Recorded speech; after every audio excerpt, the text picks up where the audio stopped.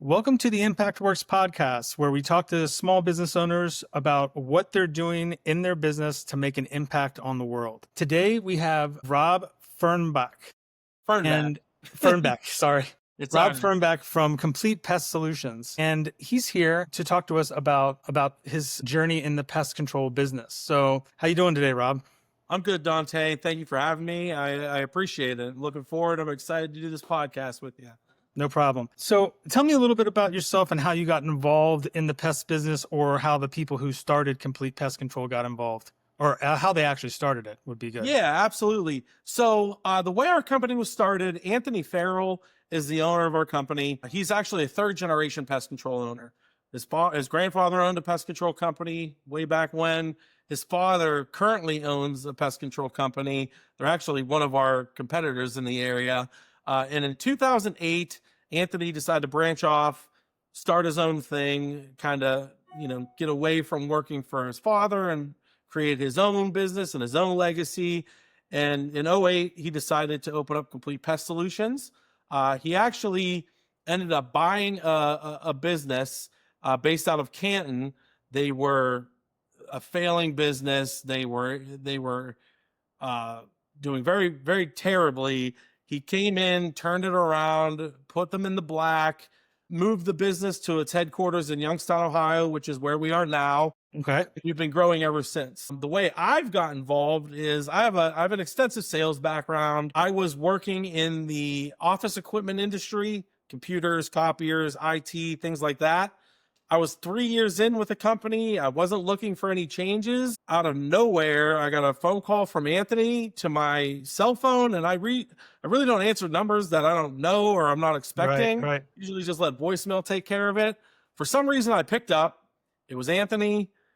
He offered me a job working in the sales side of things to kind of build a sales department for his company. The office is 2 blocks away from my house. God, that's great. Yeah.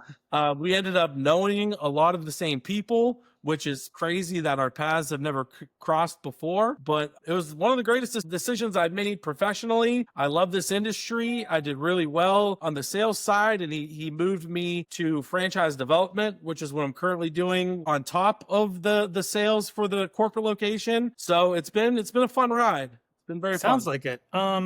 So how many locations do you guys have?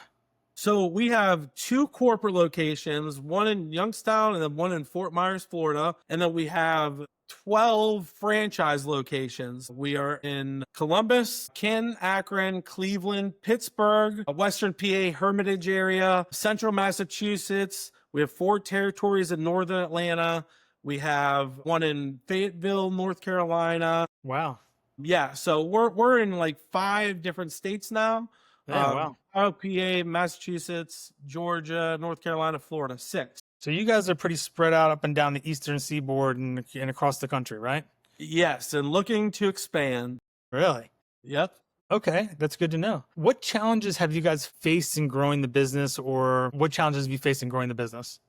One of the biggest ones I would have to say would be competition. In my Tri-County area alone, we have 36 competitors. Some of them are the big names that you know that have that global popularity, like the one that starts with O or the one that starts with T. I'm not going to mention any other names. Those are the 2 big ones, right? Yeah, the two monsters, the 2 Goliaths. But then we also have local businesses that have been in the industry for 40 plus years who have built up a brand and have built up that recognition to be trusted.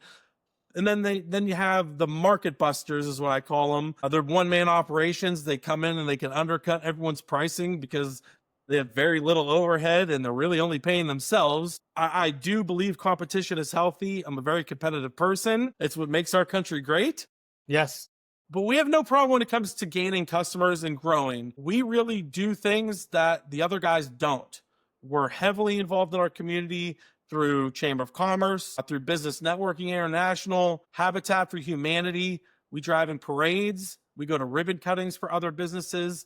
We do groundbreaking ceremonies for other businesses, sponsor local sports teams, whether it's Little League or our local university or even our local minor league baseball team. Sounds like you guys are getting a lot of exposure through these different activities that you're doing.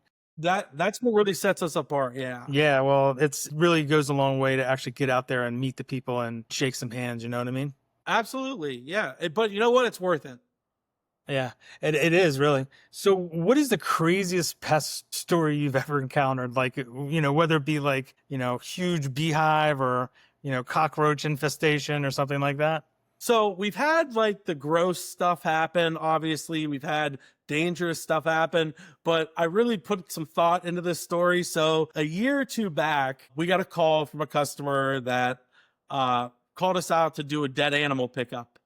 All right. That happens sometimes. It's not common, but sometimes the customer will find a critter in their yard that's dead and they don't want to touch or do anything with Right, it. So right. we'll offer that as a service. Understandable. So our technician goes out and picks up this critter. I can't remember if it's a skunk or a raccoon, but he picked it up and it was a Friday. And we tell our technicians, look, don't throw any dead animals in our trash at the office to sit over the weekend for various Right. odors that it'll Exactly. create. Yeah, I think I know where this is going. So our technician goes, picks up this dead animal, puts it in the trash can. Whole weekend goes by. Monday morning, somebody goes to throw away something in the trash bin, and the critter jumped out and ran away. The thing was not dead. It stayed motionless. I wasn't expecting that. It stayed motionless throughout him picking it up, throughout him spearing it, putting it in a cage, throwing it away. It sat in that garbage can, probably in heaven, just eating all the crap that was in there. Yeah. And then it bounced out. And so that was pretty funny. That would be probably the craziest thing. So do you guys do like a test on all the animals before you pick them up now? Honestly, it would probably be smart, but like I said, it's not an everyday occurrence. Right. Like how often would that happen? 99% of the time, they're dead. Right. You hear about animals playing possum. That one did a great job of it. Yeah, that's perfect. What issues are you dealing with now, and what issues, if any, are the same as the ones that you just described? I would have to say the issues that we're facing most of the time are weather related. Okay. We've had to deal with a lot of rain, a lot of inclement weather in the past spring, early summer, to where we'd have to postpone certain jobs due to safety concerns for our technicians. And we don't want to sacrifice the quality of work we do. I mean, if we go out to a home and it's thunderstorming, everything that we spray or put down, it's going to get washed away. Then you're going to have an unhappy customer. We're going to be unhappy because we have to go out and retreat it at no cost. So nobody really wins. So battling the weather has been one of the larger things that we've been dealing with right now. You have to do a great job of communicating with the customer. Look, we're going to schedule you for this day. It looks like it's going to be nice. Right. If something comes up and we have to change, you're just going to have to work with us because look, we're not going to do a crappy job for you. We're not going to endanger our technicians. And most of the time they're good with it. They come to realize we're not God. We can't control what's going to happen out there. So you're in control of a lot, but the weather's not one of them. The weather's our biggest enemy right now. Yeah. Man. So what challenges do you face in marketing and in marketing the company? Do you guys face any challenges there? I'll call them challenges, really. More along the lines of navigating an ever-evolving machine. Yeah. Making the right changes and tweaks during specific times of the year because of weather and different uncontrollable things that may happen. I would say that our marketing is really solid, though.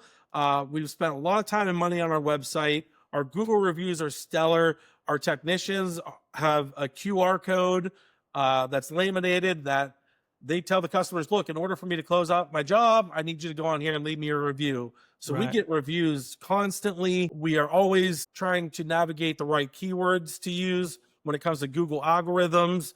We shoot our own commercials in-house. They're very funny. We use our employees to shoot them. I'm in pretty much every one of them. I get taps on the shoulder when I'm filming. And now I'm going to have to go to YouTube and look it up. Yeah. So I get taps on the shoulder when I'm filling on my guys saying, hey, aren't you that bug guy? So yeah, people recognize you out in the community when you're doing things. But our trucks get us a lot of business. They have awesome vehicle wraps on them. I get text messages from friends and family who are sitting at a red light behind one of our trucks. Right. I'll go out and pick some up for lunch and I'll see our truck at a red light going to their next job. So I've had actual customers call in Say they were filling up next to one of our trucks. They realized they had an issue. They wanted to call us. Dealing with marketing companies, you might face some challenges early on. We left all of our marketing up to agencies. When you deal with a marketing agency as opposed to working in-house, you're not their number one priority. They Correct. have a list of clients that their needs go before yours, depending on how much you're paying them. You might get an hour a month of work towards your marketing efforts, as opposed to when you do them in-house, you're 100% of your time is You're going. in control, right? Yeah. And you have the person sitting there with you, right? Exactly. Yeah. But it takes time to get there. You have to grow. You have to take your bumps and bruises where you can't.